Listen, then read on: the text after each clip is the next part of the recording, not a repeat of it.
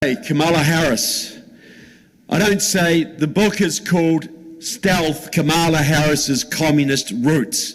I don't say progressive roots, liberal roots, socialist roots. I say communist roots for a very good reason. She is a hardcore communist. You know, most American radicals, they get radicalized in college. They're normal people, they go to college and come out lunatic left-wing radicals.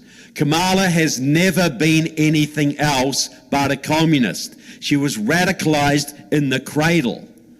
Both of her parents were Maoists. That's the pro-Chinese variant of communism.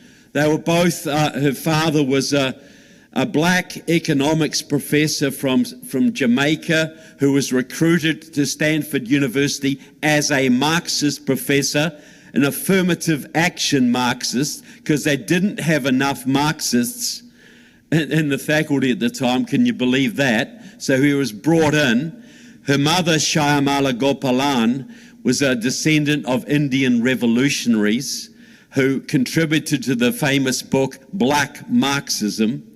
Both of the couple were members of a group in Oakland in the early 60s called the Afro-American Association. That was the group that spawned the Black Panther Party. They were openly pro-Ho Chi Minh, Mao Zedong, and Fidel Castro. The leader of the group, by the way, was a man called Donald Warden, who changed his name later to Khalid al-Mansour and became the emissary of a Saudi prince who was putting a lot of money into America to foster young left-wing candidates of color who would, as Sam Faddis points out, would rise to positions of power in later times. It was Khalid al-Mansour who arranged, for instance, for the young Barack Obama to get into Harvard. So Kamala Harris, she went to a radical school, a radical social club in Berkeley as a young girl. I'm talking 6, 7, 8 years old.